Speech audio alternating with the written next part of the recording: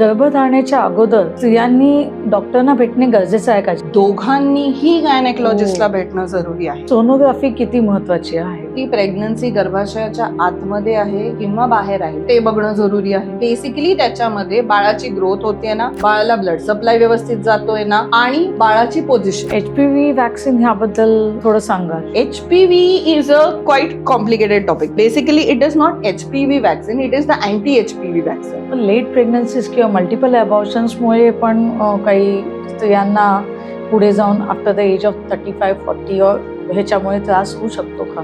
Late pregnancies, yes. Late multiple abortions may cause effects on the uterus.